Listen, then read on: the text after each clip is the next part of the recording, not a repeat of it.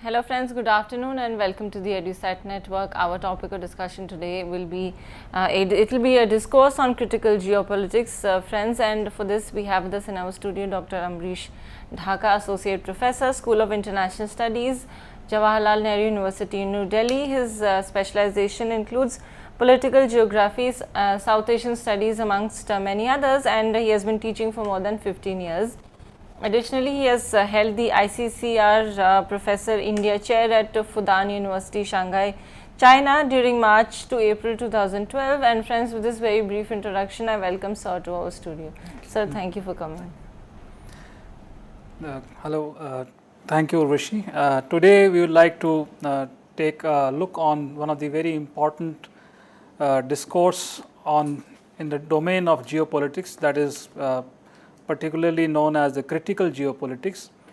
Last one of the few lectures I had given you a talk on how the classical geopolitics and the domain has been dominated by the unipolar thinking about the world and how the organization of the world set as the visualized by Sir Halford Mackinder. But there has been several stages of visualization and revisualization of that discourse, and obviously the critical thinking has its own share of you can say flesh in the criticism, and we find that this has become a very important domain in understanding and realizing the full potential of geopolitical thinking. And the scholars, especially the discourse, has been led and pioneered by famous Canadian geographer Sir Geroid Tuathail, and he has been quite articulate in explaining what has been the total argument behind those you can say imperial thinking. But there has been a lot much remains to be said about this domain of critical geopolitics, and today I am going to talk to you about what all this gamut of critical geopolitics is all about, and how we see this whole, you can say, the ontology of knowledge that has come up so far under the big banner of critical geopolitics. So we begin today what we see as the incipient beginnings of the geopolitical thinking. It has been nothing new since the times anon, the geographers, or you can say the thinkers, because at that time there was no categorization of sciences or social sciences per se, but we find that the scholars like philosophers like Aristotle, Strabo, who have made very brief observations about the impact of environment on the human societies. And human societies, when we talk about, then the softer structures of human societies, such as the political and social organization of the society. So the environment has been what we can see that has been impacting the growth and the directions and the particular personalities of the regions, and this has been observed by the philosophers. Even in the medieval times, we find the scholars such as Ibn Khaldun in his discourse Muqaddimah, means the history writing, where he brings up the contrasting features between the urban and the rural economy, and how these two economic contrasts, or you can say the divide, have their contribution in developing the social groups which can be seen as the ethnic and the tribal diversities. So the role of political economy, the role of environment mediated by various human agencies, they have their own interaction, and the scholars have been thinking about for the long period of time.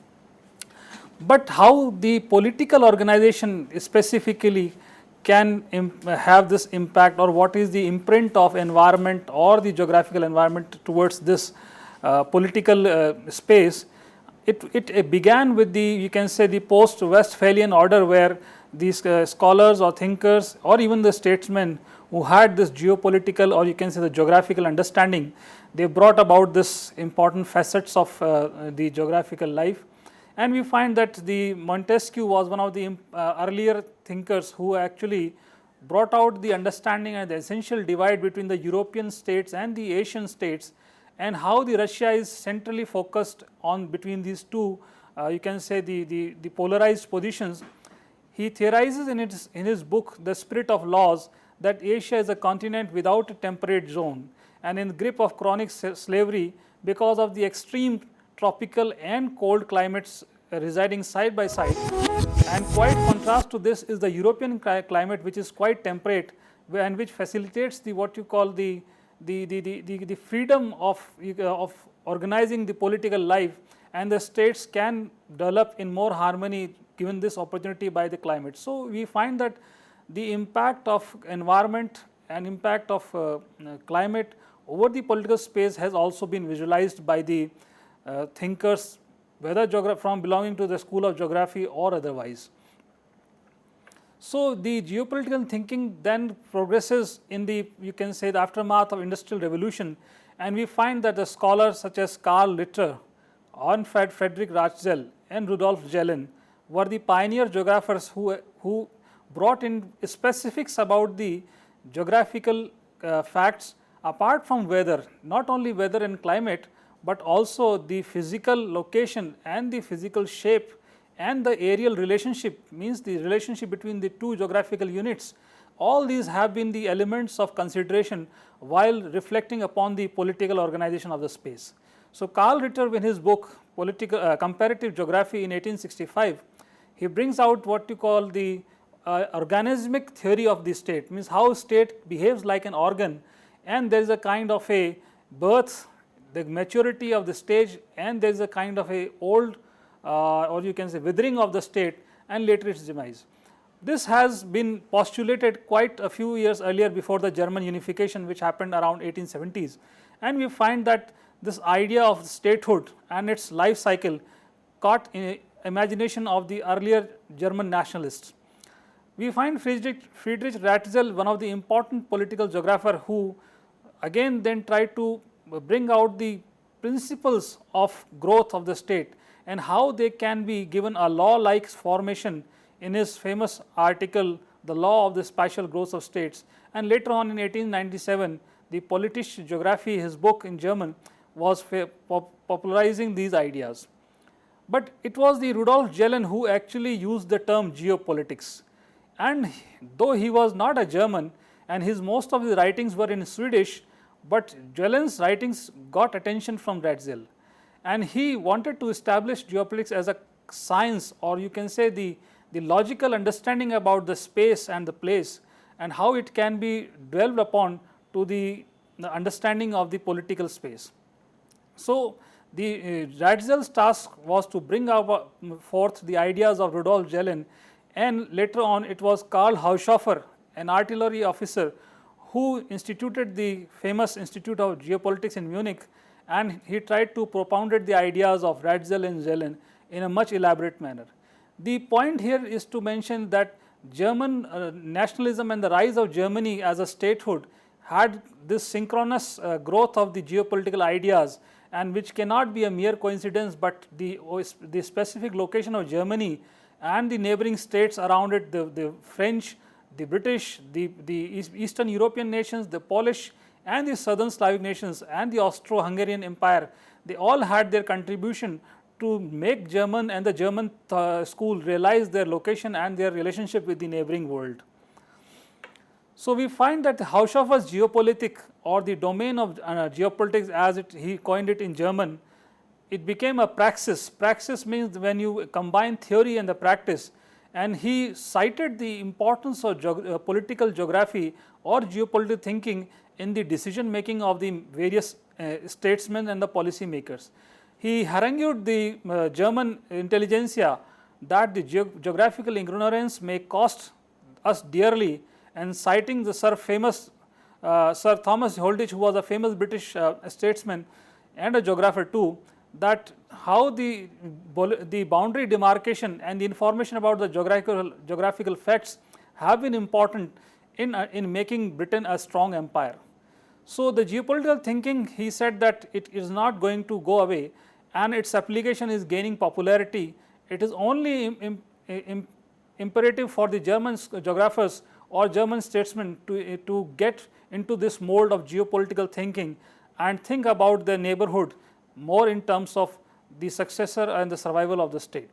So, we can see that the basic idea of the state and its state survival becomes one of the raison d'etre for the Haushofer's geopolitical thinking. According to him, the mission of the geopolitics has been to serve the statesmen in setting the attainment of the political objectives. The the scientific equipments and the methodologies which have helped in providing the geographical facts, they are important into realization of the political situations.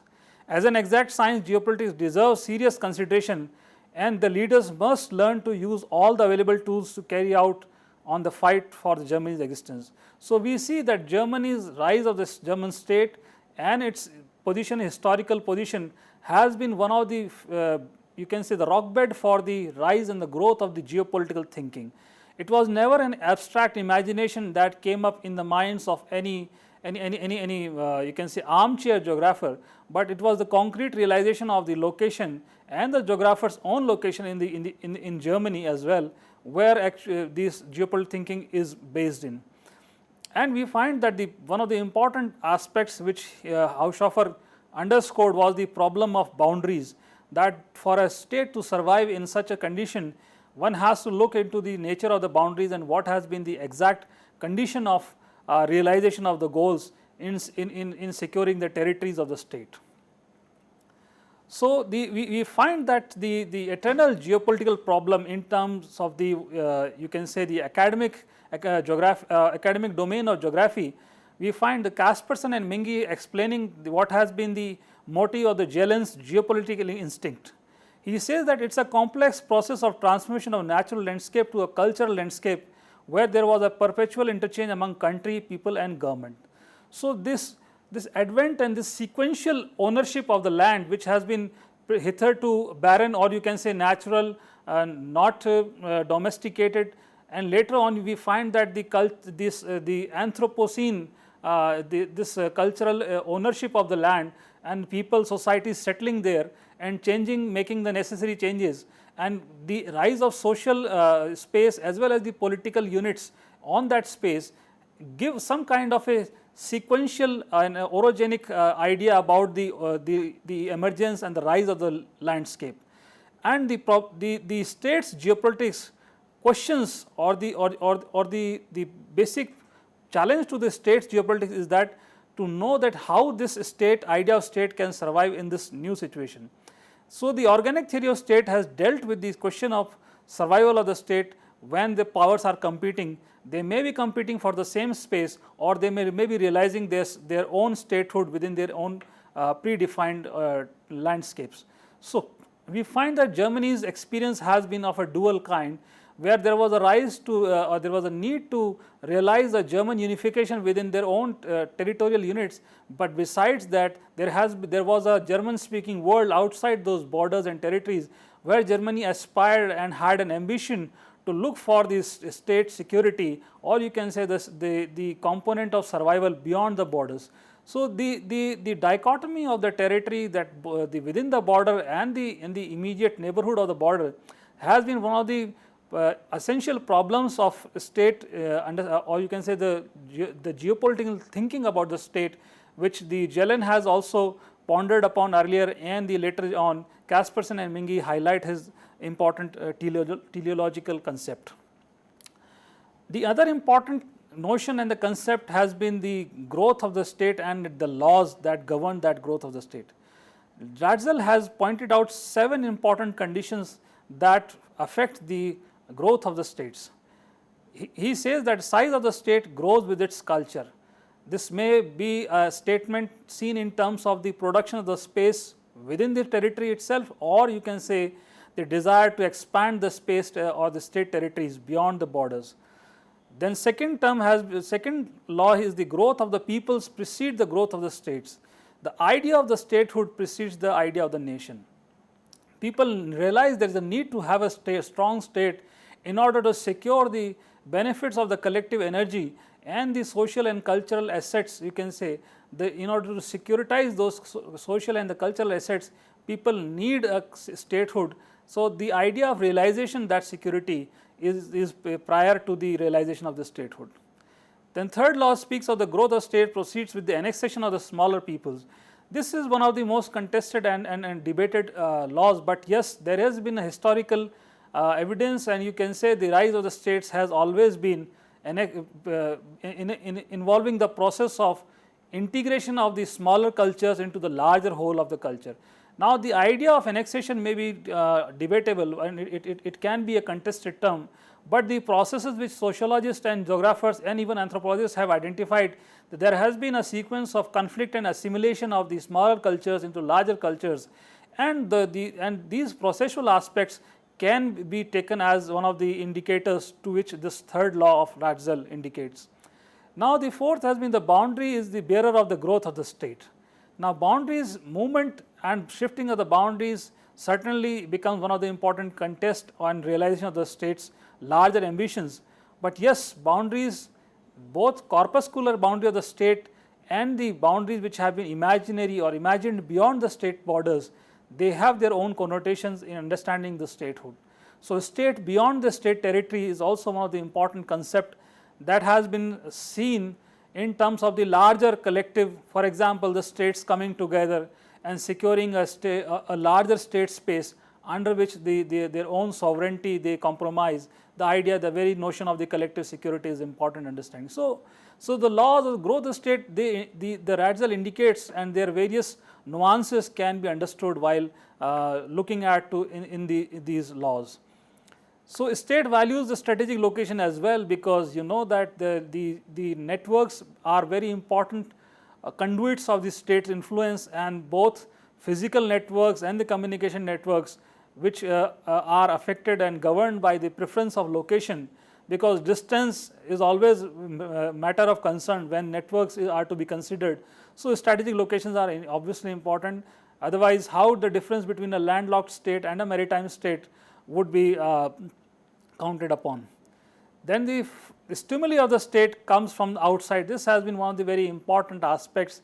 In fact, this has been one of the historical fact that when there has been a resistance against an external force, then there is a need to strike a unity among the or you can say to mitigate the differences within the group, and the unity or idea of a nation emerges. So, historically it has been proved that yes, there has been usually an external stimuli which affects the society's thinking and their determination to stay in a sovereign space.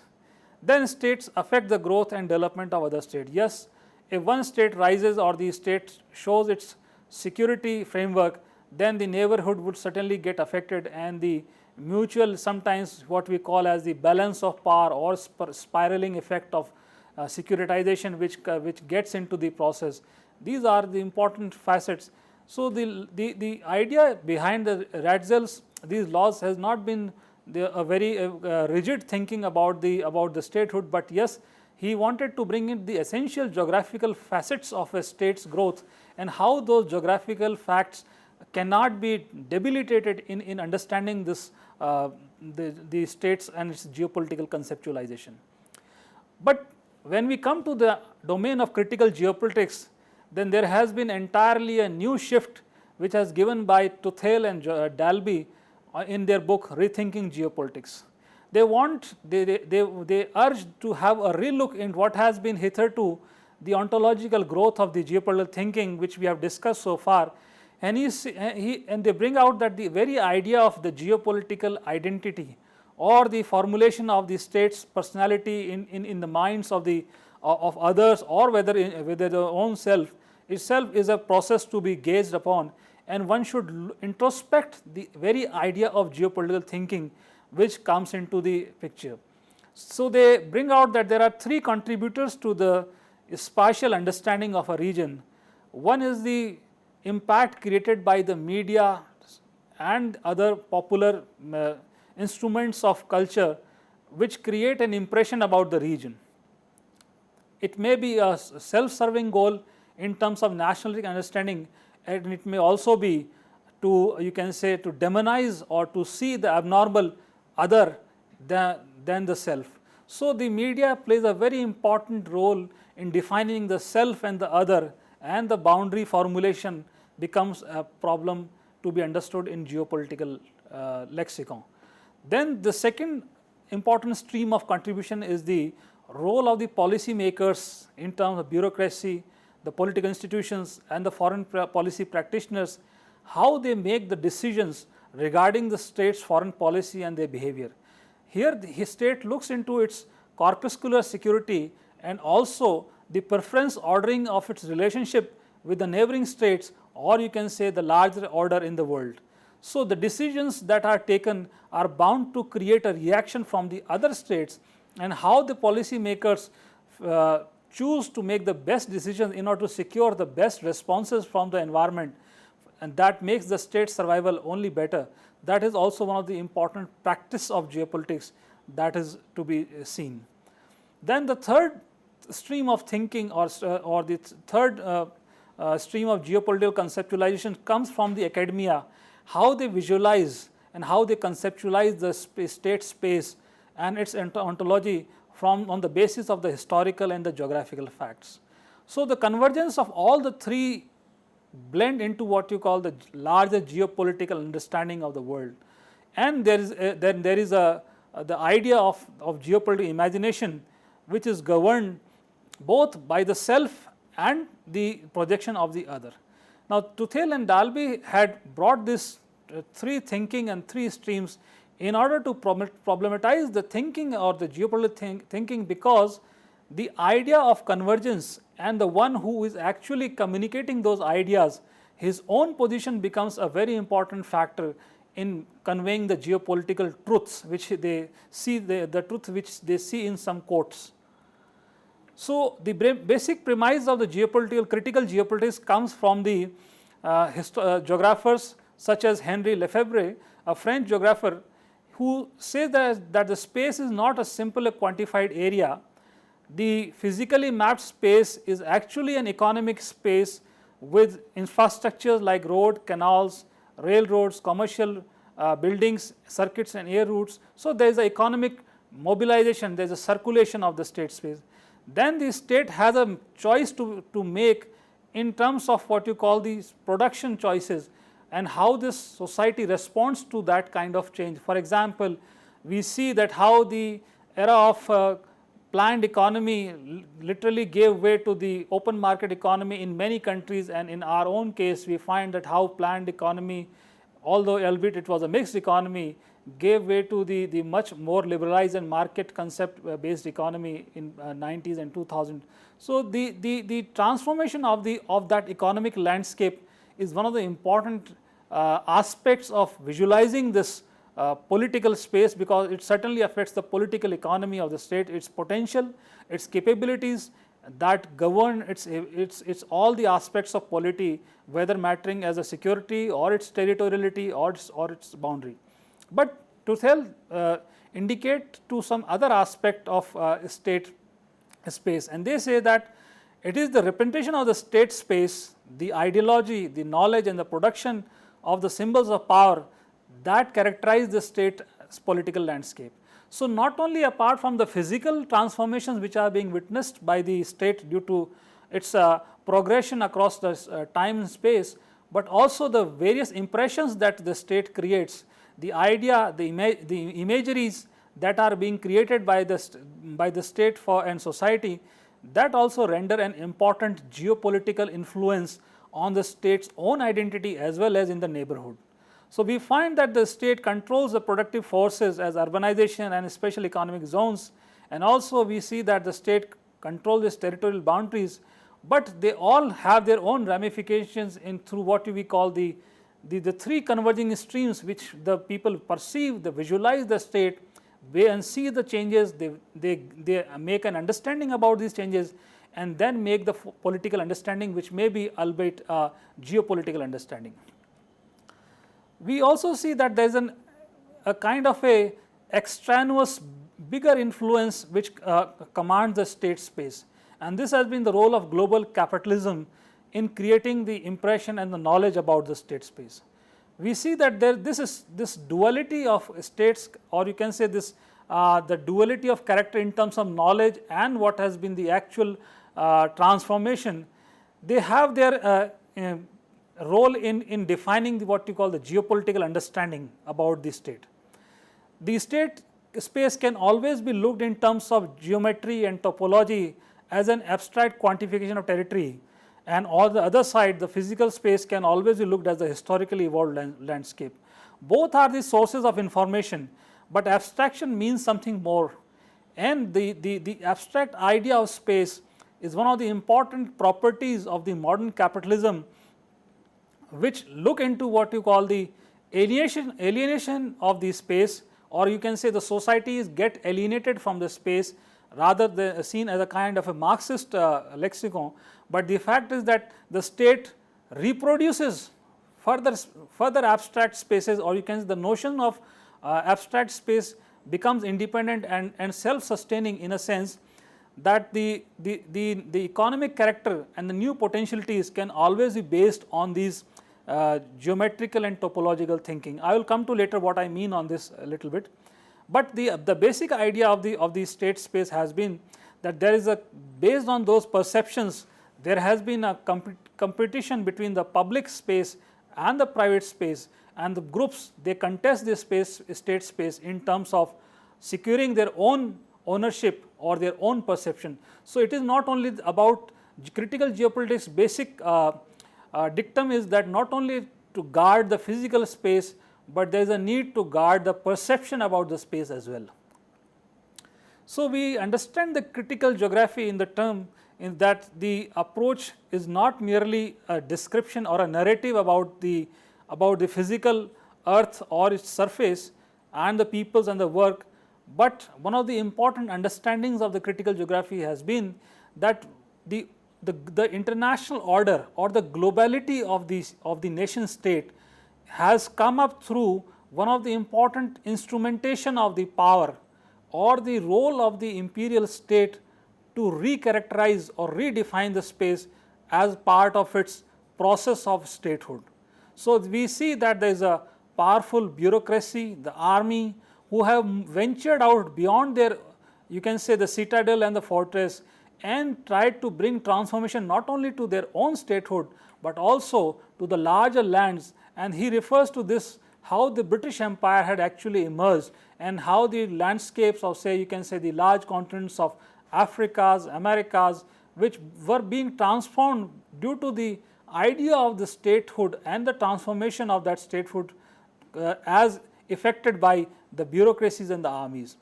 So the idea of geography has not been merely to see the things, but also the wish to see the things.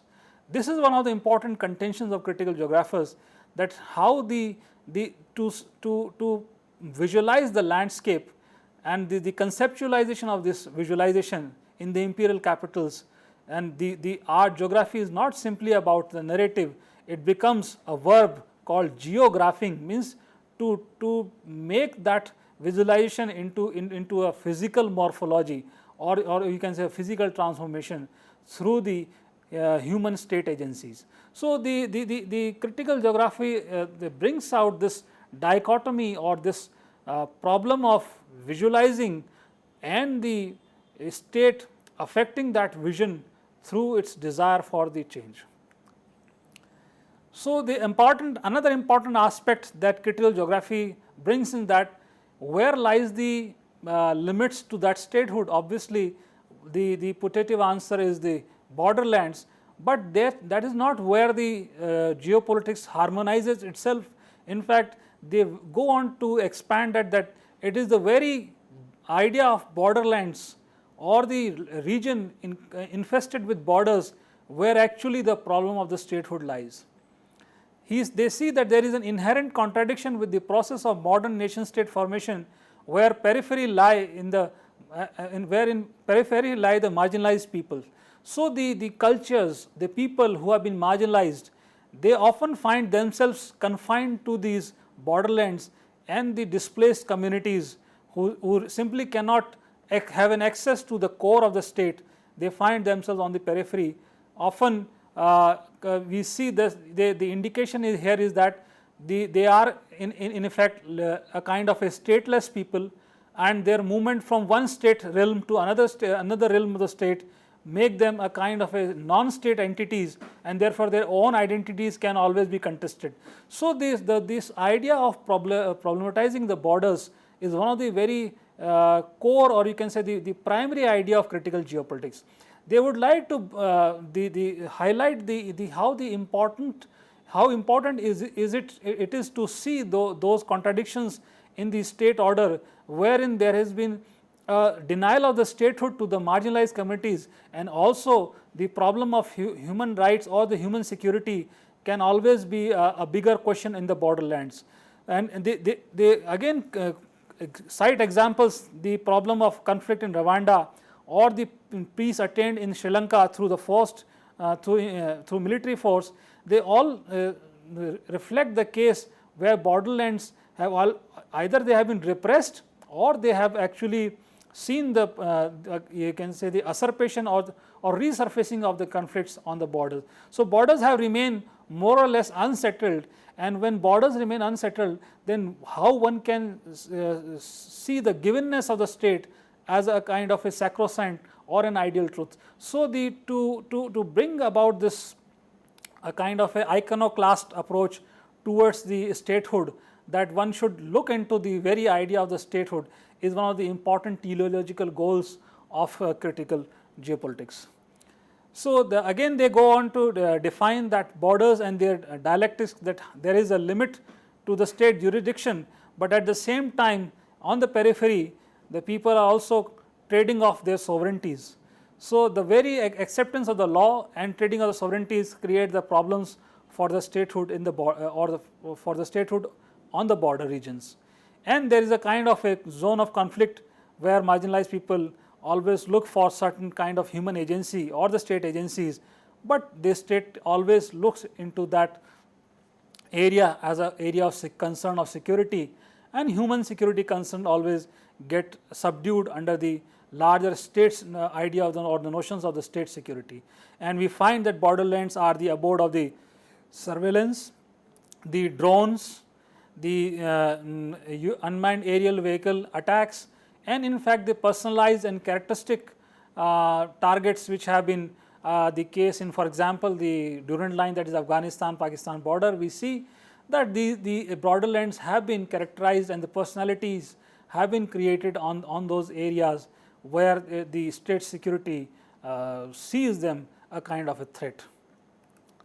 So the important concept which the critical geographers have brought about or coined has been the concept of Geo-Power. Tuathail describes it as an ensemble of technologies of power concerned with the governmental production and management of territorial space.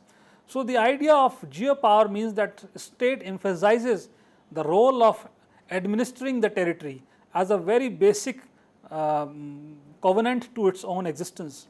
And here they try to bring some philosophical argument from the famous French thinker Michel Foucault. His Foucaultian emphasis on the role of administrative space has been that the state reproduces the state space with the bureaucracy and police and even the fiscal tools of governance. So the role of controlling the people, the state, and the various instruments in controlling the lives of the people gives them an extra arm, an extra opportunity to reorganize the space. And in reorganizing the space, they create more and more opportunities to revisualization and reconceptualization of the space. It happens in physical terms. One can see how the administrative towns are developed, they organize, they come up. Then there are changes to the governance, the federal units, the small administrative units, they come up, and the notion of effective governance, which looks through the channelization of power, whether through concentration or the devolution of the resources, in strengthening the identity of the state. So the problematic of geopower in the form of governance of cities becomes an important aspect in understanding the state and its power. So state have a very close relationship with the cities, unlike the rural countryside, although it is the borderland which actually embraces the countryside, ironically. We find that there are instruments and the tools which the states use to govern and control the space and the territory. It began with the 16th century European empires and the princely states, when they used to see territory as passive to populations and had several statistical enumeration of the population, and to see that the conditions where the environment is favorable for the birth of the industrial economy. Quite analogically, it has been the case where in fact the churches had been enumerating the people, and they have been looking about the population within their own parishes, which give them a control over the population. So, religion and and the role of territory has been quite umbilical. The church have very keenly looked into the territory in which the religion is practiced and the members who are belonging to that particular community. So, the idea which is conveyed is that this basic sense of notion of territoriality, which essentially has a imprint from the religious practice or the way the religion instrumentalizes itself, the geopower through the means of maps and statistics have actually secularized that approach, and it is now that through these two instruments that the state looks into the controlling of the space. So, it is no longer the case of controlling the people through religion, but it is through the maps and the statistics that people control, or the state controls the people and the lives of the people. So, the secularization of the you can say the state space through maps and statistics has been one of the important aspects in understanding the geopower. We see that this expansion of geopower and its contribution to the rise and further growth of the empires has been quite pivotal. The 16th century Europe saw the rise of empires with more effective governance. The strong governance with fiscal control produced strong empires that went global. Geography is potato to power knowledge relationship. Here the importance of knowledge being conveyed through the instruments is highlighted by Michel Foucault, that the basic idea of statistics and the information on the map and the textual geographical narrative, they are not meant for some you can say the objective projection, but they are actually looked into as the basic ingredients to achieve a larger goal in terms of expanding the empires and the geopower that has been instrument. So, the idea of knowledge or the geographical knowledge and its role in expanding the empires is one of the important aspects, or you can say the assertions of the critical geographer. In fact, Tuathail quotes Edwards said imperialism is an act of geographical violence. He says so because the very idea of empires transforming the territories and the lives of the people based on the information which they procure is an important geographical process. Empire affect the borders and the social system by making them non-referent for the occupied territories. So, these are the very important aspects in understanding the landscapes of power and their understanding the way critical geopolitics postulates.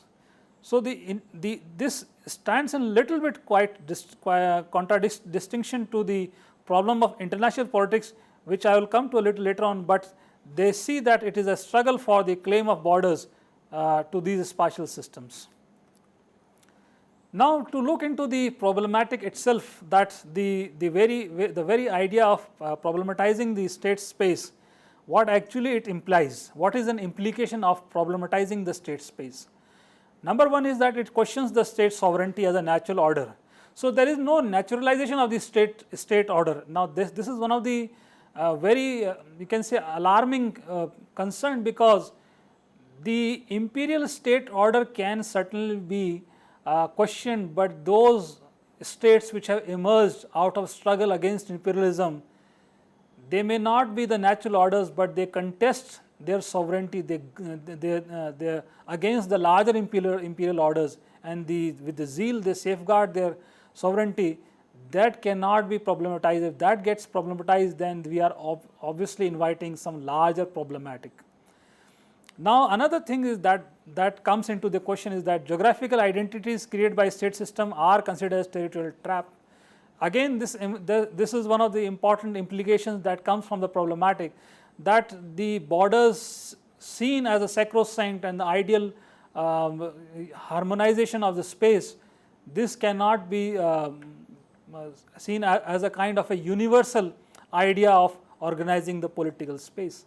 Now, critical geographers, when they question this idea by calling it as a territorial trap, we find that the critical geographers themselves have actually lent themselves to this trappy situation, because the idea of state space being looked as a trap, we find that there can always be a further fissiparous tendency, or there can be a motive to not to visualize the further ontological growth of the state, wherein federal systems or sub-federal units have an opportunity for growth.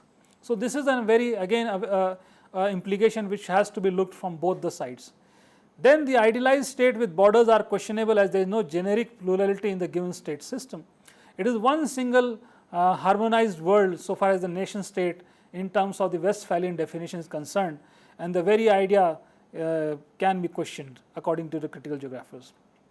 Then the perspective of the modern state and how the administrative instrumentation of the state space through the modern instruments of administration and governance, it involves technology as well. We know that the e-governance becomes a very important concept in understanding the administrative instrumentation of the state space. So, the idea is if one wishes to problematize that aspect also, we would like to see that what kind of identity or impact on identity of the state it has. Then the another aspect of critical geography is that the cartographic problem, or how to see and how to map the state space, because the idea or the criticism of critical geographers has been primary against that very famous Mackindon's world order model, in which he has actually spoken about the concentric ring like arrangement of the world in terms of core and the crescent like arrangements. So, the one important criticism of Mackindon's model, which the critical geographers have been making, as the cartography has been made to serve the particular specific goals rather than being an objective science.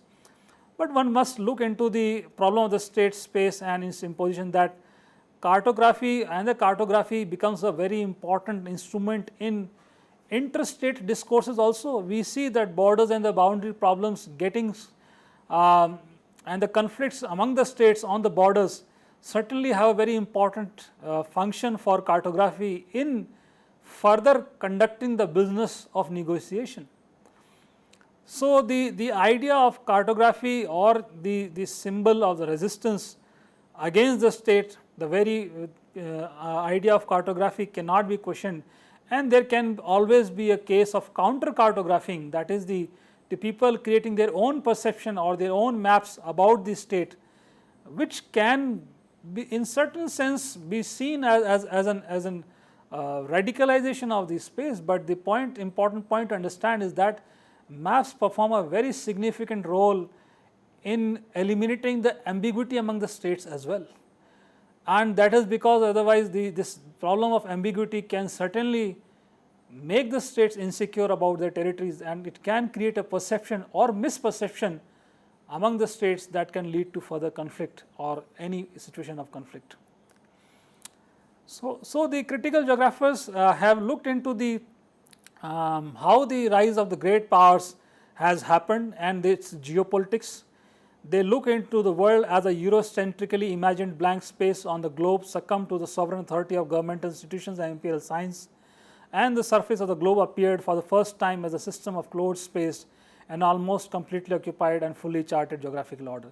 So, this is how they actually see or summarize the whole political scheme of the world that came up after the Industrial Revolution, when the European states ventured out and colonized and brought about almost a geometric lines on various continents. For example, Africa has many countries with almost linear and rectangular borders, or many other aspects. So, we see that the geopolitical order has been largely Europe driven according to the Tuathail, and they see that the art and the practice of geopolitics has largely been confined to the domains of the capitals of the European powers, who visualize the statements used to make big statements and the big schemes about their global space, and they visualize that scheme.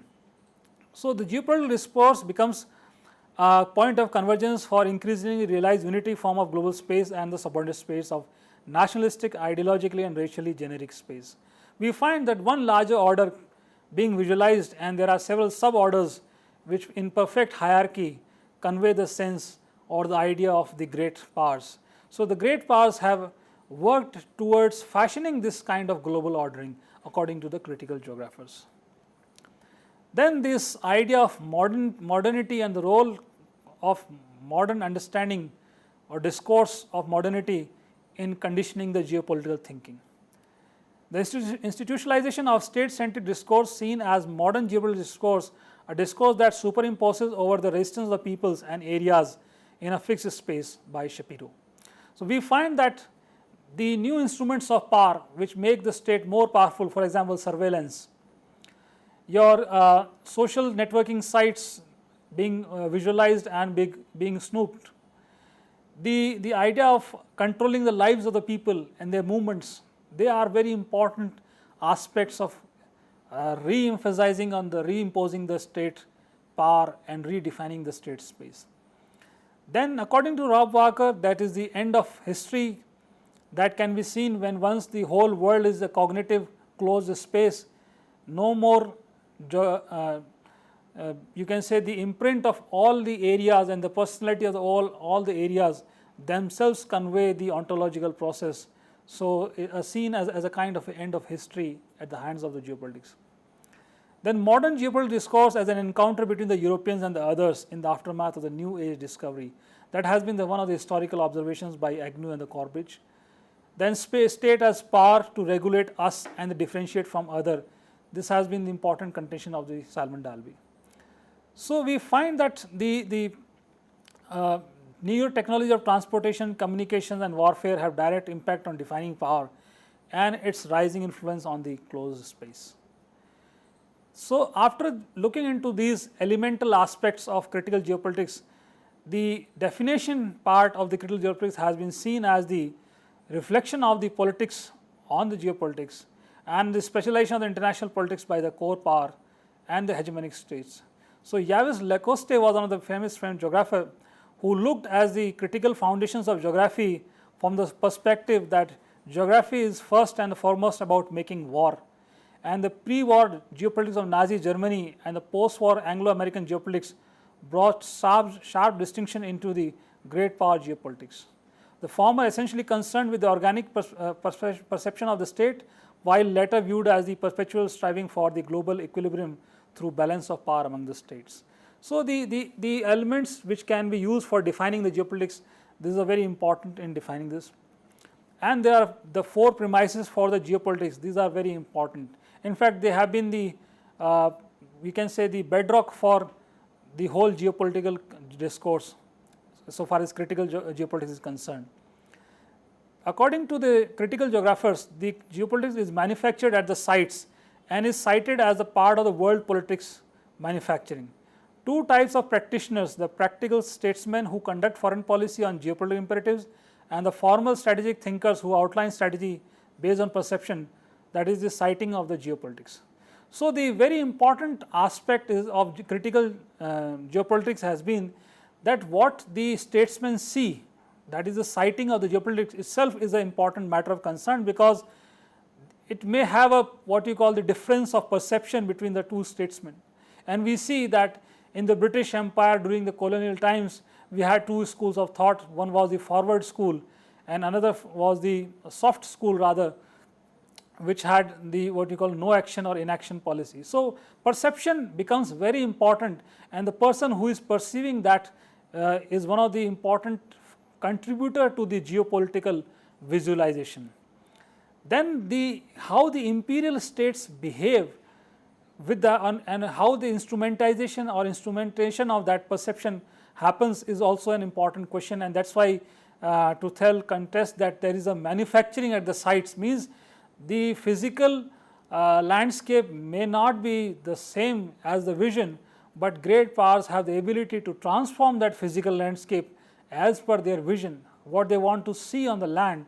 Certainly they have an idea about that, and how it is cited, that means how it is quoted, how it is shown to the world that what has been the right geography. There may be a good geography differing from the bad geography, there may be right geography differing from the wrong geography, there may be a moral geography differing from the immoral geography. So, art of creating this new geographies is one of the important aspects which the critical geographers point out, and the hegemony practiced through the rule making of the global order is one of the important, we can say, the underscoring points that the great powers practice. So, the geopolitics and its criticality bring out these certain aspects of the state and its international environment. Then there are certain, you can say, the semantics which have been dwelled by the Tuathail, which is also very interesting. And he prefers that there is some degree of difference between the geopolitics and the geo-hyphenated politics.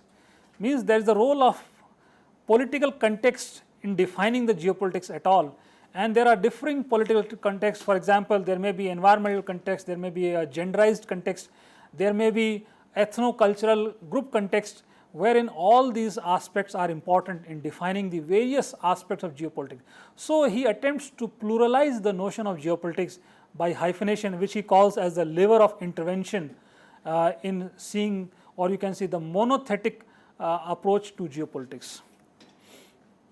Another important aspect that is very important in the brief one is that the ocularcentrism, in fact, it has been what you call a kind of a envied aspect which the geographers have deployed, and to which the critical geographers have pointed out, that this visualization of space over time and this uniformity of visualization has been one of the important, you can say, the culprit in defining the geography and geopolitics. So, the relationship between the subject, object and the text and their narratives in terms of sites and sites, these are the very important aspects that define this, you can say, the role of visuality or visualization in geography. So, the ocularcentrism in classical geopolitics has been one of the important things which they have tried to criticize.